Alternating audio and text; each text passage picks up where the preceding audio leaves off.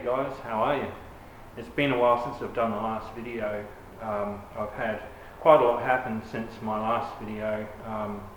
Basically I had a bit of a health scare.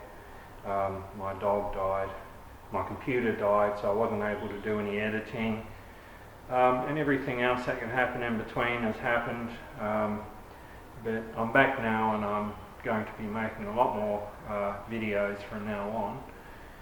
So basically today, behind me I've got this front guard. It's off a Harley. It's a custom guard, solid metal. It's basically a spare guard. I decided I'd decorate for a friend. He's got a collection of artwork and pieces I've airbrushed in his workshop. So I thought I'd add this to it. So I started off doing, don't know how well you can see, patterns all along there, but it's not really what I wanted to do. I didn't like where it was going. So what I did is I decided to just go over it with new patterns, just layer it. So I've started on the other side, as you can see, doing a layer of skulls, which I'm going to do all the way up to the front. And same on that side, do candy over the top, and then hopefully we'll do a face, like a portrait or something else there, and something on that side, and then we'll clear coat it. So today, basically part one, I'm just completing the skulls and going to start on that side. But while I've been down or not well, I was just taking my time doing some model kit sets. I'll show you, just to kill a bit of time.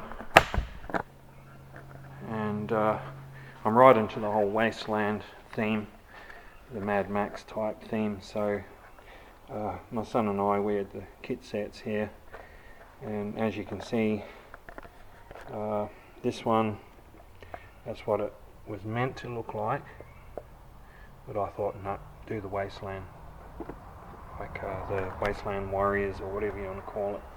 So I did the patchy primer guards and artwork and put dust and dirt on it.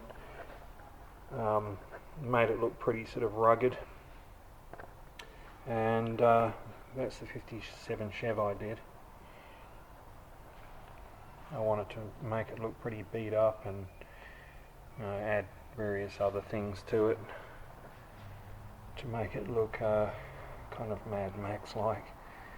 And the one I started just recently is that one. It's got a couple of missing bits. I think they're at my son's place. I'm going to have to sort of find them and finish that off, but same deal. I've got sort of primer on the guards and dirt and dust and trying to make it look fairly rugged. And the next one will either be this, but I'm going to do it same deal, like it's been in the desert, a Mad Max style car. I might put weapons on it and make it look rough and dirty, and I've got the big rig there and another one there to do, so I'll have to use my imagination and see what I can come up with. So that's what I've been, while I've been unwell, I've been spending my time doing model kit sets just to have something to do. Anyway, today I'll do a bit more on this, and I'll make it probably a two-part, because I'll have to, with candy paint, like the blue, unlike normal paint, a candy will bleed through into your surrounding paint. So this has got a layer of clear on it.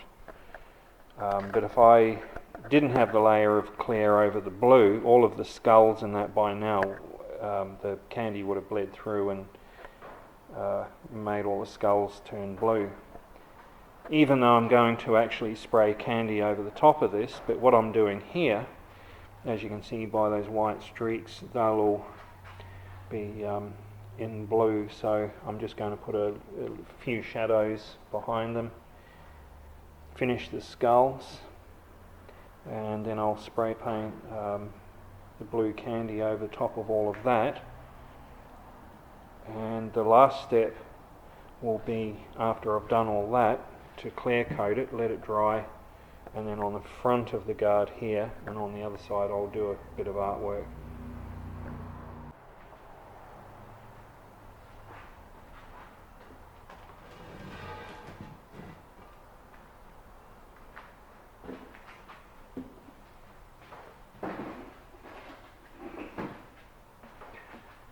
Right, so what I've got here to help with the shape of the skulls, I mean I can do skulls without using one of these, it just makes it quicker. There's a stencil with basically all your different shaped skulls on it. That gives you various choices of mouth open, mouth closed, all different sort of cheeky expressions. And you know, when you're using this, it's just to basically give you the basic shapes. The eyes aren't very realistic, like the shapes of the eyes, as you can see. Skulls don't have eyes like that. I tend to like doing the more traditional sort of shaped skulls, but it is a handy tool all the same. But what I'll do is I'll potter away and I'll try and get all the skulls done on this side, then I'll flip it around.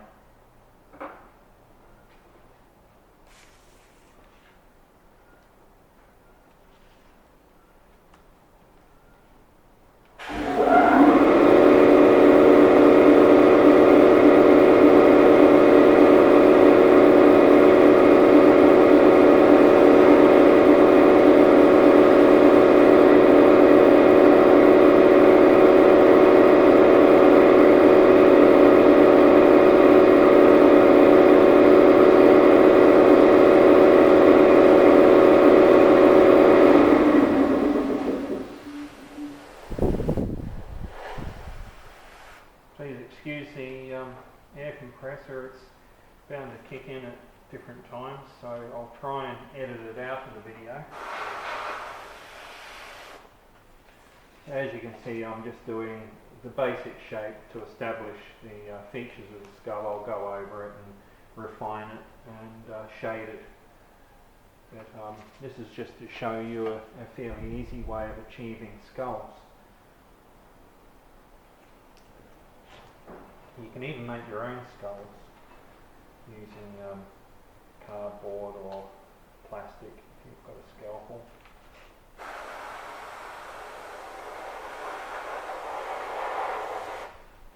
Which I've done myself, made shapes. If I don't have a certain shape, I'll make it myself.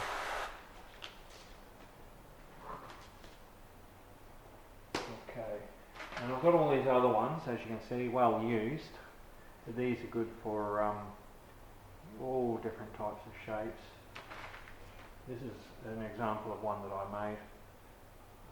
I've got a lot of use out of that one. Things like this are handy, like if you want to do the top of a skull. Like there. I can go like so, and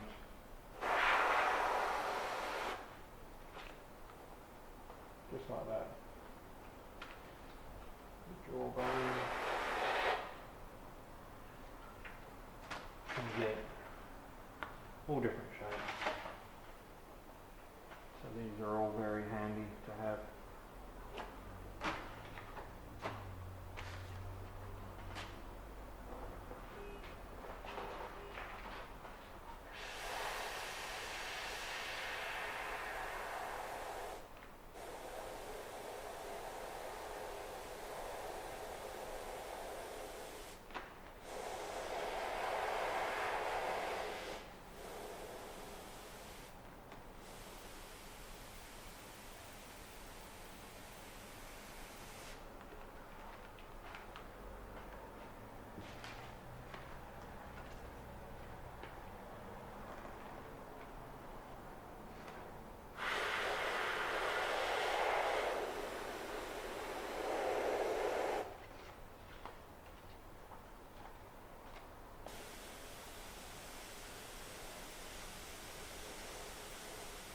I'm not sure how I'm going to go today keeping in mind that it's I'm in my shed here and it's fairly warm weather, so hot weather does tend to cause issues with gun spitting. You can counter it by thinning the paint down a little bit, but it's never ideal for the paint to do airbrushing if it's too warm.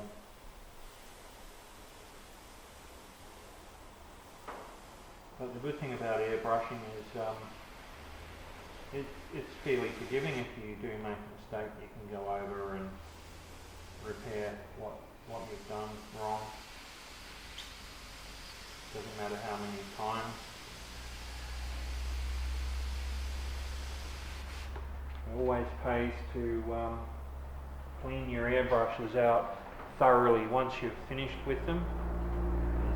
Tip out your paint, take the cap off, tip it out, and put thinners in like white. Put thinners, spray your thinners through it.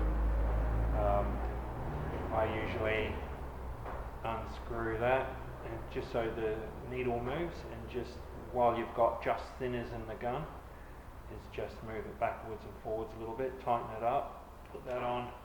It's just to make sure the thinners gets right into the tip to clean it. And then just spray your thinners through. If you can still see paint in the thinners, then it's not clean enough. You've got to keep flushing it through, spraying it through until your thinners are clear. Another thing that can cause spitting with the airbrushes is if this little breather hole gets clogged up with paint. It pays to have a needle handy. I've got an old safety pin and just stick it in the breather hole.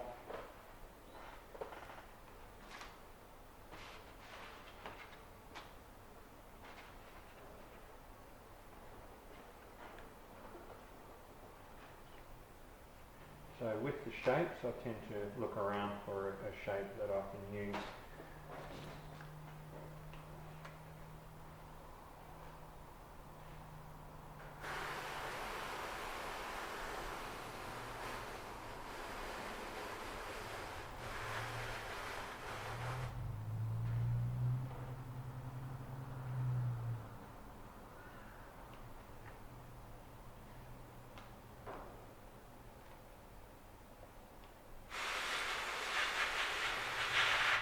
As I said, those skulls on that stencil are a little bit cartoony.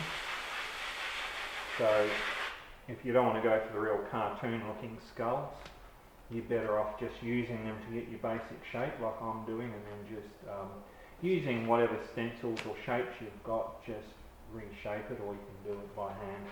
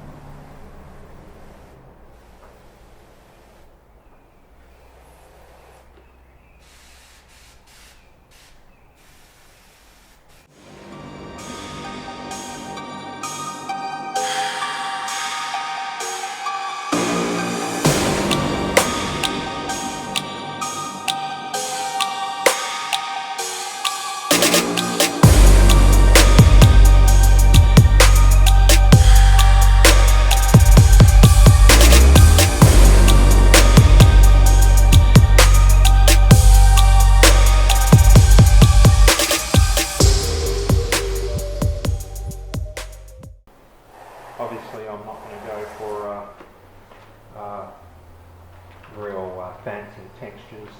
I just want to have them relatively cool looking, you know, just shaded and just gnarly looking, so they're pretty random across the guard. All of this is going to go under a layer of blue candy, as I said before. So I might refine these shapes a bit just to experiment with shapes. You know, you can get shapes by, if you want to add things like that. Doesn't have to be totally symmetrical. You know, just add all sorts of experimental shapes. You see I've got a line with these little sort of fuzzy dots on it. And when you add the candy on the top, it all sort of recesses back into the blue. It can look pretty cool. I've done some of my patterns before and they turn out pretty good.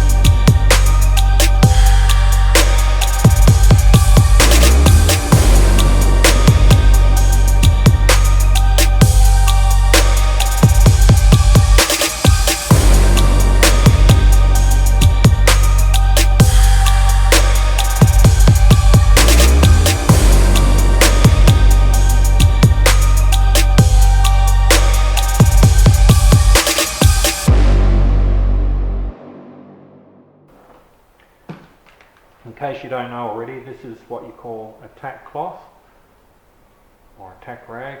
It's a little bit sticky. You can buy these from the paint shops, and the purpose is when you're painting you can get like the paint dust or overspray a little bit, and what this does is it just cleans off all the dust and excess crap, so to speak. Keeps the surface nice and clean. Don't make a mistake with a tack cloth if your paint's not 100% dry going over it and smearing it.